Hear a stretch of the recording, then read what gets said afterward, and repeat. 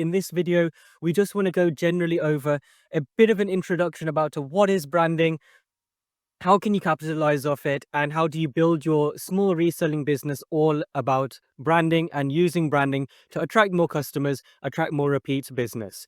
Now, what is branding? So branding is more than just a logo. A lot of people will think that branding is just, having a logo or having a banner, as we mentioned in previous videos. That is not true. Branding is a lot more than that, and there's a reason why there's a massive business around branding. Otherwise, logo designers would just be branding, but there's a lot more to it than that. So branding is essentially the soul of a business. It's story, perception, emotional connection with the buyers. How are you going to attract potential customers? There's just so much to it, which is why we want to give you a brief introduction and go into more specific topics in a lot more detail in future videos and future courses. Your branding is more about defining your values, your mission, your identity, and how you're going to stand out from competitors, and how you're going to create a lasting impression on these customers, and how you're going to build trust with them and allow them to give you their hard-earned money. Now, why does branding matter again?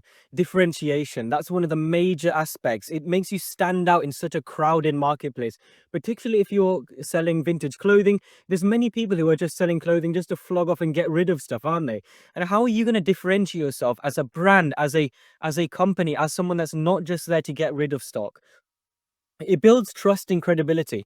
Consistency builds customer confidence. How are you going to give the customer the confidence to give you their money? You're going to do that through building trust and credibility through a whole and wholesome brand.